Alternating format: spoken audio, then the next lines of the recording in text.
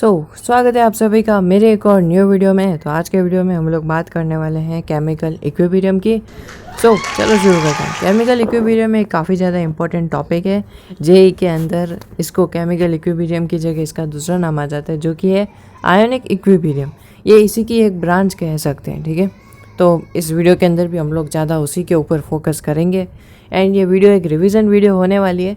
And इस video के and में आपको एक बोनस पॉइंट मिलेगा, या फिर मैं अगर ऐसा कहूँ तो बोनस टिप मिलेगी, जिसके थ्रू आपको जब अगली बार आप रिवीजन करो तो पता होगा कि आपको किस चीज़ का रिवीजन करना है। ओके, यानी कि आपको सारे इंपॉर्टेंट टॉपिक्स पता चल जाएंगे। तो चलो बिना किसी बकवास के शुरू करते हैं, क्योंकि आपका टाइम वेस्ट करना मुझे बिल्कुल अच्छा नहीं लगता। इससे पहले कि हम लोग वीडियो शुरू करें, मैं एक जोक बताना चाहूँगा। नहीं, ये वो जोक नहीं है। अब क्या बात हुई कि मैं उस जोक को बहुत बार पढ़ चुका हूँ और अब मुझे हंसी नहीं आएगी, और अगर अब मैं उसको पढ़ूंगा तो आप लोगों को भी हंसी नहीं आएगी। तो इसीलिए मैं आपको सिंपली वो जोक बता देता हूँ और आप उसको पढ़ो and just realise yourself. Here you go.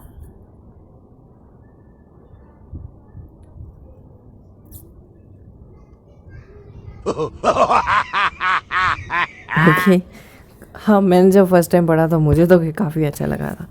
And सब मोटिवेटिंग लाइंस जो कि काफ़ी ज़रूरी होती हैं। I don't care who is doing better than me, I am doing better than I was last year, it's me versus me. और मेरा personal experience भी कुछ ऐसा ही कहता है कि जब हम लोग दूसरों से कॉम्पीट करने जाते हैं तो हम आगे बढ़ने की जगह और पीछे चले जाते हैं। जैसे कि कोई कितने घंटे पढ़ रहा है, कोई कितना अच्छे से पढ़ रहा है, उसके पास कितने रिसोर्सेज हैं, उन सब से वो कोई भी मैटर नहीं करते। सिर्फ एक अकेली चीज़ जो मैटर करती है कि आप इम्प्रूवमेंट कर रहे हो। अगर मैं थोड़ी दोस्त की लैंग्वेज में बोलूँ तो क्या तेरी कोई प्रोग्रेस है? जैसा तू कल था वैसा क्या तू आज है? क्या तूने तेरे गोल्स कंप्लीट किए आज के? एंड बस ये क्वेश्चन रात को अपने आप से करो, you will get your answer. Okay, अगर मैं बात करूँ इन नोट्स की, तो नोट्स का लिंक जो है वो डिस्क्रिप्शन बॉक्स और कमेंट बॉक्स में है। वैसे मेरे को पूरा विश्वास है कि 2-3 जनों के अलावा इस वीडियो को यहाँ तक तो किसी ने नहीं देखा होगा, बट जिन्होंने भी देखा है, थैंक यू फॉर वॉचिंग। ठीक है, वीडियो ख़त्म नहीं हुआ है, यहाँ तक देखा है तो नीचे अभी कमेंट बॉक्स में जाओ कि भाई यहाँ तक देखा है मैंने। चलो, इतनी तो खुशी मिली कि किसी ने वीडियो की स्टार्टिंग के 3 मिनट्स तो देखे। तो चलो इसका सबसे पहले इंट्रोडक्शन देख लेते हैं। Equilibrium represent the state of process in which the properties like temperature, pressure, concentration of the system do not show any change with the passage of time. अगर मैं इस पूरे पैराग्राफ को शॉर्ट में बताऊँ तो इक्विलिब्रियम का मतलब ये होता है कि in an reaction all the measurable quantities will be constant. बस यही होता है इक्विलिब्रियम इन केमिकल प्रोसेसेस। देखो, इक्विलिब्रियम अगर हो रहा है तो ऑब्वियसली वो एक रिवर्सेबल रिएक्शन होगी। रिवर्सेबल रिएक्शन का मतलब है कि प्रोडक्ट से रिएक्टेंट्स बन रहे हैं एंड उन्हीं रिएक्टेंट से वापस प्रोडक्ट्स बन रहा है। ओके, ये काफ़ी अजीब सी चीज़ है, बट क्या कर सकते हैं, ऐसा होता है। Reaction in which not only the reactant reacts to form the product under certain conditions, but also the product react to form reactants under the same condition is called a reversible reaction। इसके लिए काफ़ी important point ये है कि closed container होना चाहिए, ठीक है। अब इरिवर्सिबल रिएक्शंस वो रिएक्शंस होती हैं जो अगर ये बिल्कुल बंदूक की गोली के जैसी, अगर एक बार हो गई तो हो गई, वो वापस नहीं आएगी। या फिर तीर कमान के जैसा, एक बार अगर तीर धनुष से छूट गया तो वो वापस नहीं आता, ठीक है। ओके, अब आ जाते हैं हम लोग कॉन्सेप्ट ऑफ केमिकल इक्विलिब्रियम के ऊपर। चलो यहाँ पे चलते हैं। तो this is the state of minimum Gibbs energy. अब किसी को गिब्स एनर्जी नहीं पता, तो अगर मैं एक नॉर्मल सेल्फिश दोस्त होता तो मैं बोलता कि जाओ जाके देखो पूरा थर्मोडायनेमिक्स, बट नहीं, मैं ऐसा नहीं हूँ। ओके, हाँ, तो क्या मतलब कि ये गूगल है। In thermodynamics, the Gibbs free energy is the thermodynamical potential that can be used to calculate the maximum amount of non-volume expansion work that may be performed by a thermodynamically closed system at constant temperature and pressure। Short में बताऊँ, एक line में बताऊँ, maximum amount of non volume expansion work that may be perform by thermodynamically closed system. और भी अगर short में बताऊँ तो maximum value of work done in thermodynamical close system. इससे ज़्यादा शॉर्ट नहीं हो सकता यार। इसके अंदर एक और पॉइंट होता है, rate of forward reaction is equals to rate of backward reaction. This equilibrium is dynamic and stable in nature. Okay, हाँ ये ऑब्वियसली डायनेमिक होता है, बट यहाँ पे ये स्टैटिक होने की जगह स्टेबल है, बहुत स्टेबल होता है। ऑब्वियसली बात है क्योंकि rate of forward reaction rate of backward reaction के बराबर होती है। इससे काफ़ी अच्छा फैक्ट आता है कि रिवर्सेबल रिएक्शंस या फिर इक्विलिब्रियम जो रिएक्शंस होती है वो ना सिर्फ फॉरवर्ड डायरेक्शन के अंदर बल्कि बैकवर्ड डायरेक्शन के अंदर भी इक्विलिब्रियम के स्टेट को फॉलो करती है या फिर इक्विलिब्रियम के रूल्स को फॉलो करती है। Dynamic nature of chemical equilibrium ये हमें तो पता चलता है हेबर्स प्रोसेस के थ्रू। हेबर प्रोसेस काफ़ी इंपॉर्टेंट है, जिसके अंदर डेफिनेट अमाउंट्स ऑफ N2H2 को मिला के हम लोग NH3 बनाते हैं। ओके, और इसको हम लोग रिपीट कर सकते हैं by taking deuterium in the place of H2। शायद इसमें रिएक्शन दी होगी, हाँ ये N2+3H2 ये ऑन रिवर्सेबल रिएक्शन NH3। इसके अंदर क्या हो रहा है कि ये मोलर कंसंट्रेशन है, ठीक है।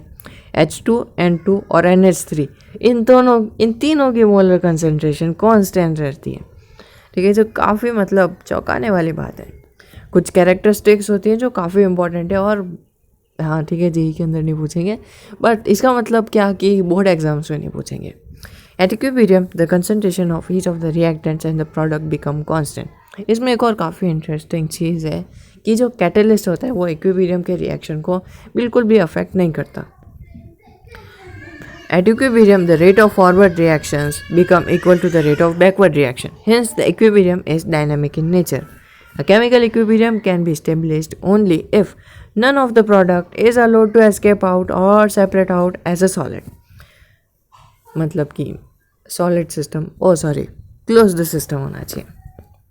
Chemical equilibrium can be attained from either direction, जो कि मैं बोल चुका हूँ, चले प्रोडक्ट की साइड हो या फिर रिएक्टेंट की साइड हो। Rate of reaction, average rate को हम लोग कहते हैं change in concentration upon time taken, और फाइनल कंसंट्रेशन को हम लोग डेल्टा सी जो कि डेल्टा चेंज इन कंसंट्रेशन होता है, यानी कि final concentration minus initial concentration.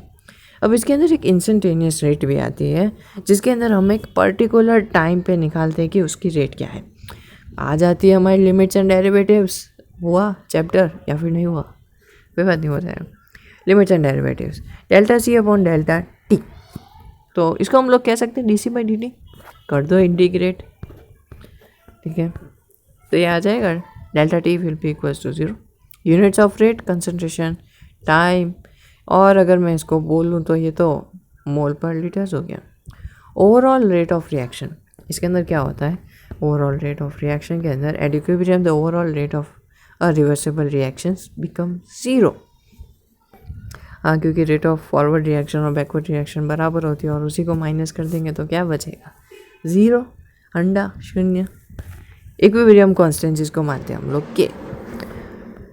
सो इक्विलिब्रियम कांस्टेंट इस चैप्टर का सबसे इम्पॉर्टेंट पार्ट कवर करते हैं और इसी से हमारे दो ब्रांचेस अलग हो जाती है, एक इक्विलिब्रियम कांस्टेंट और एक आयोनिक कांस्टेंट्स। ओके, वो इसी के अंदर आते हैं, वो अलग बात है।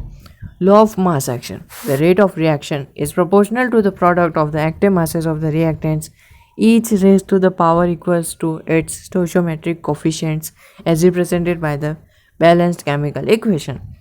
ओके, ऊपर से होके चला क्या, कोई बात नहीं, इससे समझ आ जाएगा। ओके, वो फॉर्मूला कहाँ गया, ओ हेयर वी गो। सो जैसे कि यहाँ पे दिख रहा है small a plus A plus BB plus CC is giving you the products।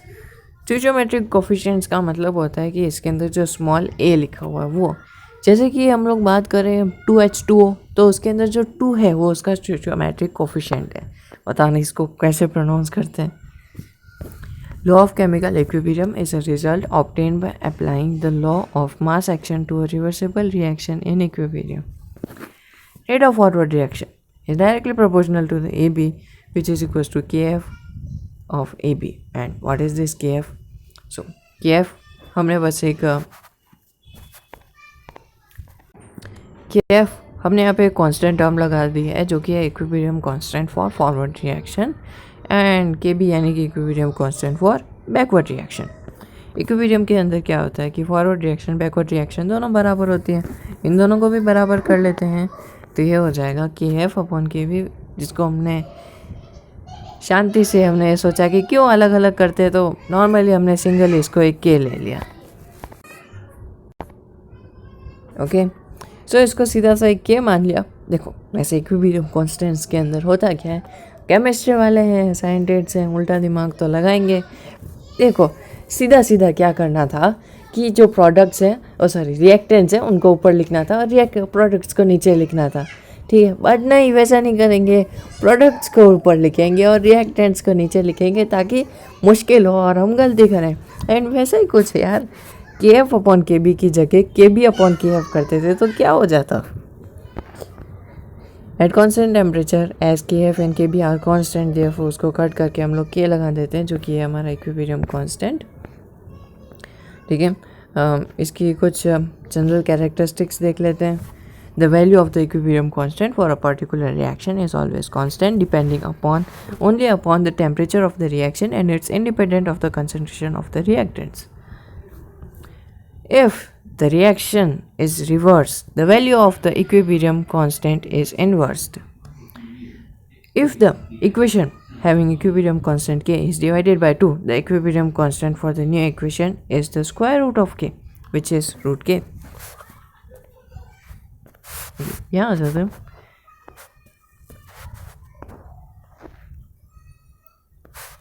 If the equation having equilibrium constant K is multiplied by 2, then the equilibrium constant for the new equation of it's the square. हाँ नहीं बताते तो नहीं पता चलता, क्या मतलब कि सच में पता नहीं चलता। If the equations having equilibrium constant K and it is written in two step having equilibrium constant K1 and K2, then K1 into K2 will be equals to K. काफ़ी अच्छी बात है, बट चलो इसको स्किप कर देते हैं। हाँ स्किप कर देते हैं, हाँ ठीक है। एक्सटेंट ऑफ रिएक्शन के अंदर क्या होता है कि अगर किसी की वैल्यू बहुत ज़्यादा होती है तो इक्विलिब्रियम रिएक्शन जो है वो फॉरवर्ड के अंदर डोमिनेट करता है। अगर बेचारे की औकात कम होती है तो वो बैकवर्ड में ज़्यादा डोमिनेट करता है। एक मॉडरेट वैल्यू जो है वो 10 की पावर 3 एंड 10 की पावर -3 के बीच में होती है, जो कि ना क्या मुँह से निकल गया, जो कि ना तो फॉरवर्ड में जाती है ना ही बैकवर्ड में जाती है। ओके सो रिएक्शन क्वेश्चन, एक सेकेंड, हाँ reaction question.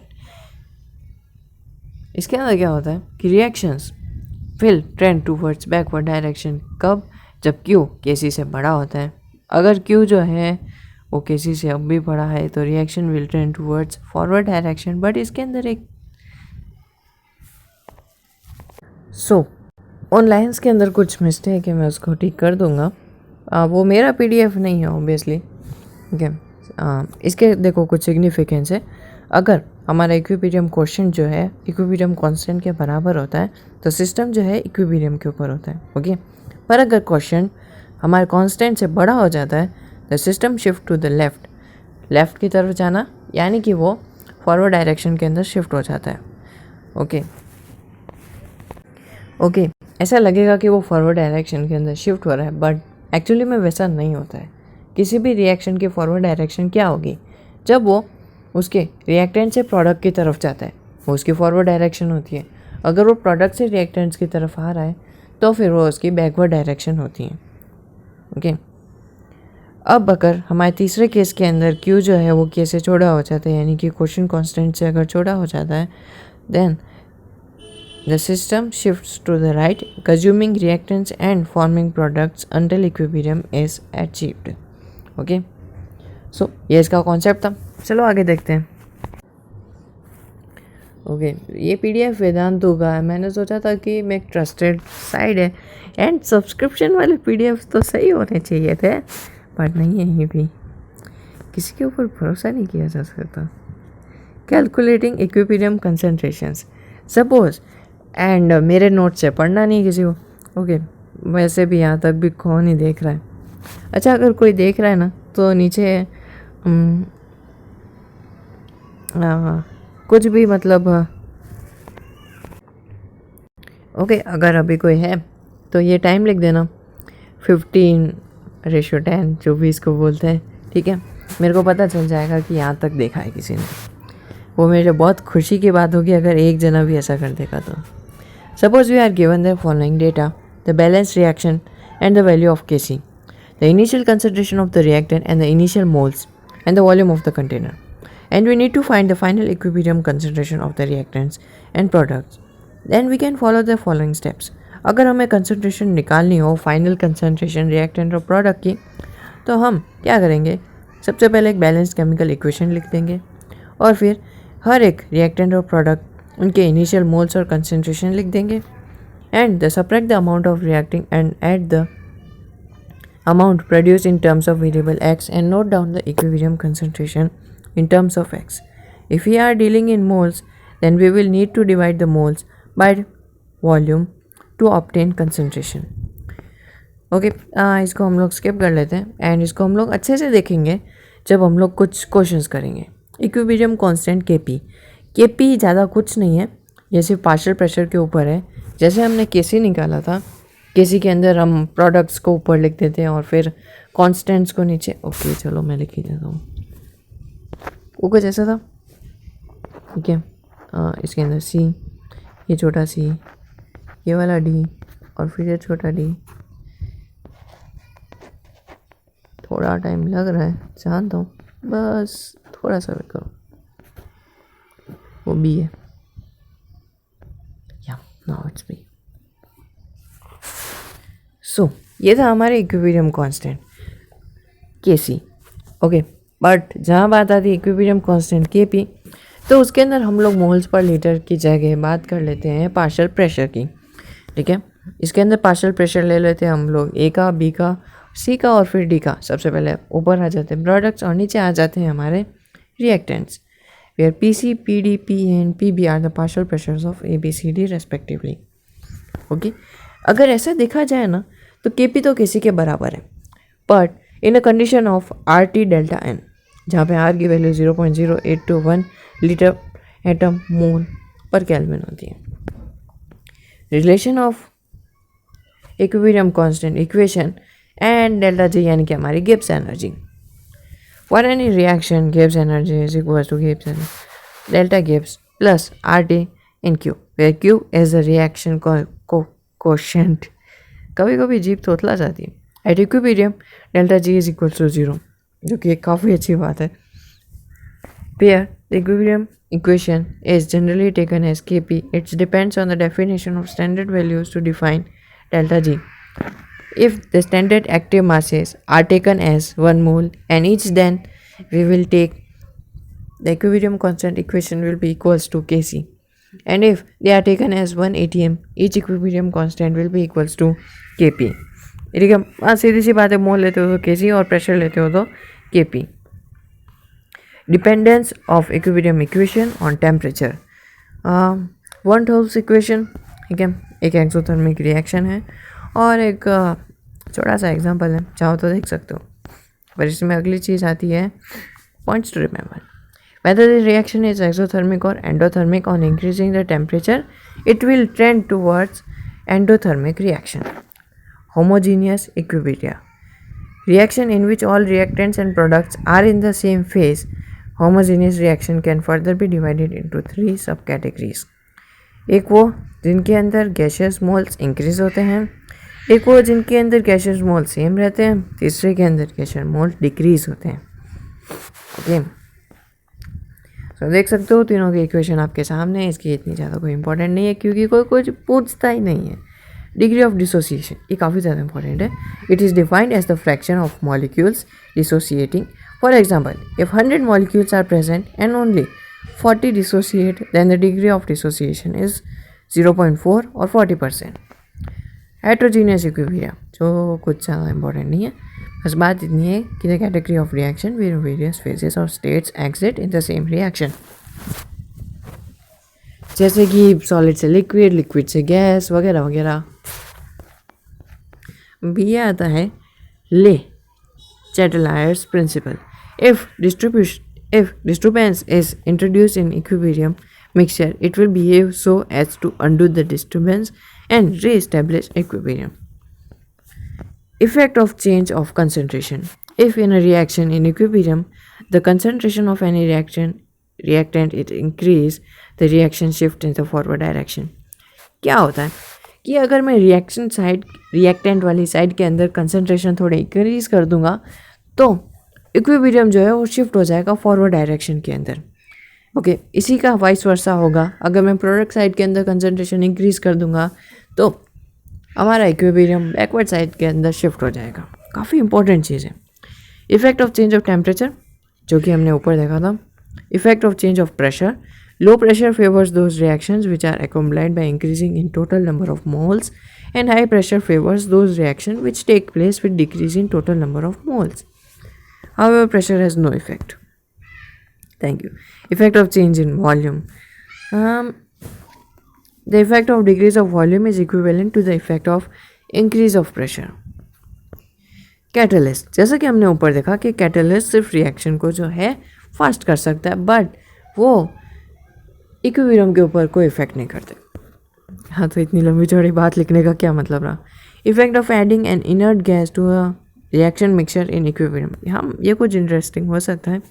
If the reaction take place at constant volume, addition of an inert gas will not change the molar concentration of the reactant and product. Hence, the state of equilibrium will remain unaffected. If the reaction takes place at constant pressure, addition of inert gas must accompany an increase in total volume to keep pressure constant. Thus, reaction shift towards larger number of moles.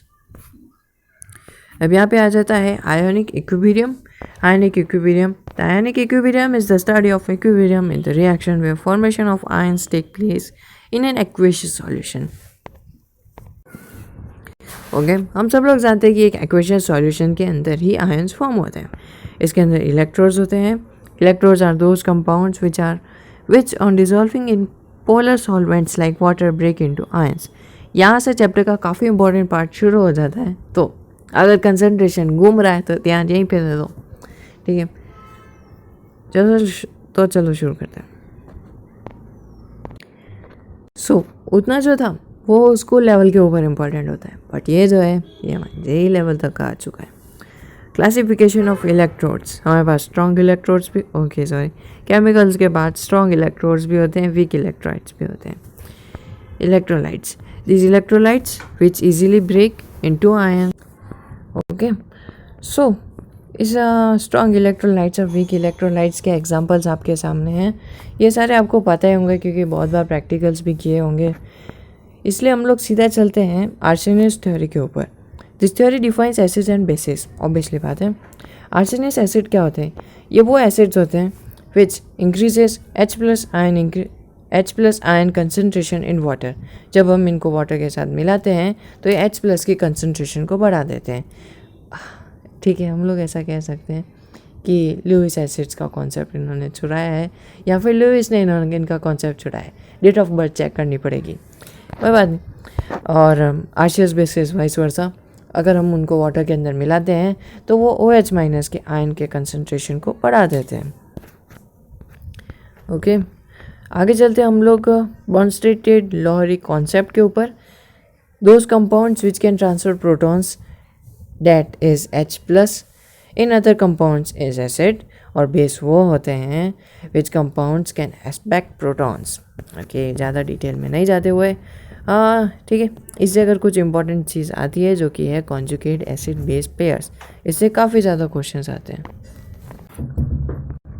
So okay इससे जो important concept आता है वो आता है conjugate acid और base pairs का. Pairs which are separated by a proton and exhibit opposite behaviors in two directions of the same reaction. Example, in the above reaction, HCl and Cl are conjugate acid base pairs. देखो इसके अंदर एक काफ़ी अच्छा example आता है water का. Water उसके साथ सेल्फ आयनाइजेशन करता है जिसके अंदर वो OH बनाता है, H+ बनाता है एंड उसी के साथ साथ वो H3O+ भी बनाता है. ओके जिससे हमको पता चलता है कि वो सेम पेयर से एसिड भी बना रहा है और वैसा ही क्या वैसा सेम वो बेस भी बना रहा है. In a conjugate pair if acid is strong the base is weak and vice versa. अब यहाँ पे हमारा सबसे इम्पोर्टेंट कॉन्सेप्ट जो कि लीविस कॉन्सेप्ट आता है वो ये है कि एसिड एक ऐसा कंपाउंड है which accept a pair of electrons और बेस वो कंपाउंड है जो ट्रांसफ़र करता है its lone pair of electrons. Okay, dissociation of weak acid and weak base अपन पहले ही देख चुके हैं, ठीक है। पर इसका जो है फॉर्मूला ये काफ़ी ज़्यादा इंपॉर्टेंट है और आपको याद होना चाहिए कि A is equals to C alpha square. Ka is called ionization constant or dissociation constant of an acid. This expression will be valid only when alpha is smaller than 0.05 यानी कि 5%. Okay, H plus is equals to C alpha where? Okay, similarly for weak bases, ये weak bases के लिए होता है. Kb is called ionization constant for weak bases. जैसा कि मैंने बोला था self ionisation of water H2O का करते हैं तो वो H प्लस और OH माइनस बनाता है।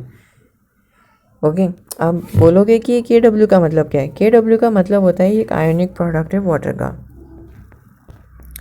ओके, एसिडिटी की बात करें तो H3O प्लस की ज़्यादा होती है OH माइनस से। न्यूट्रलिटी की बात न्यूट्रल की बात करें तो H3O प्लस की और OH माइनस की बराबर होती है। बेसिक की बात करें तो H3O प्लस कम होता है, OH माइनस ज़्यादा होता है। एंड आयोनिक क्या था वो? Ionic product. Okay, ionic product of water, क्योंकि बेसिकली मैं इसको स्टार्टिंग से आयोनाइजेशन कांस्टेंट फॉर वाटर ही बोलता है। तो ये आयोनिक प्रोडक्ट फॉर वाटर। इसके बाद एक ऐसी चीज़ जो हमको आती है बट पता नहीं फिर भी क्यों पढ़नी पड़ती है, जो कि है pH scale.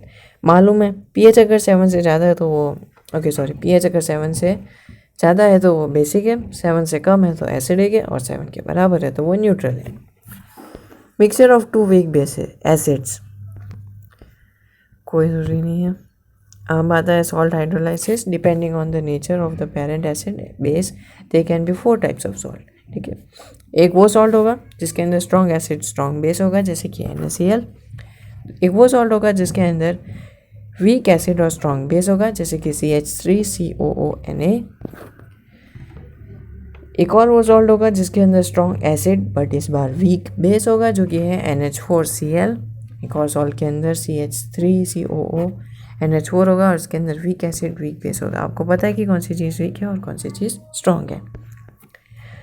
Expandedly soluble salts and precipitation. When a salt is dissolved in water, then it starts breaking into ions, and after some time, the solubility process attains equilibrium. अब इक्विलिब्रियम कैसे होगा? एक टाइम के बाद जब हम water के अंदर सॉल्ट मिक्स करते हैं तो सॉल्ट काफ़ी ज़्यादा मात्रा में हो जाता है, जिससे क्या होता है कि हम देखो उसके अंदर सॉल्ट मिक्स तो हो रहा होता है बट हमें दिख नहीं रहा होता, क्योंकि उस सेम टाइम के ऊपर उसी सेम अमाउंट का सॉल्ट जो हम लोग डाल रहे हैं वो क्रिस्टलाइज भी हो रहा है और डिज़ोल्व भी हो रहा है and then it's attend the equilibrium constant. ये बिल्कुल उसी एग्जांपल के जैसा है जिससे हमने इस वीडियो की शुरुआत की थी, जो कि था वाटर का कंडेंसेशन और इवेपोरेशन होना। तो जहाँ से शुरुआत की थी वहाँ फिर से आ गए और वीडियो का एंड यहाँ पे मैं करता हूँ। बस ये चैप्टर इतना ही था। अगर इसके अंदर कुछ इंपॉर्टेंट टिप्स हैं तो वो ये हैं कि इसके अंदर इक्विलिब्रियम कांस्टेंट्स के क्वेश्चंस को जितना प्रैक्टिस कर सकते हो उतना प्रैक्टिस करो। ओके, बस इसके अंदर और कुछ भी नहीं है। न्यूमेरिकल क्वेश्चंस आएंगे, थ्योरेटिकल क्वेश्चंस इक्विलिब्रियम से रिलेटेड होंगे कॉन्जुगेट एसिड बेस के लिए, और उसी के बाद अगर कोई इंपॉर्टेंट क्वेश्चन आता है तो वो ये होगा कि वो बता देंगे कि रिएक्टेंट साइड में ये ऐड करेंगे, ये चेंजेस करेंगे, तो इक्विलिब्रियम कहाँ शिफ्ट होगा। इससे बस ये 3 टाइप के क्वेश्चंस आते हैं। So thank you for watching. अगर वीडियो अच्छा लगा तो लाइक करो, अच्छा नहीं लगा तो डिसलाइक करो, और नीचे कमेंट बॉक्स में लिखो कि क्यों अच्छा नहीं लगा। अगली बार सुधार लेंगे, देखते हैं।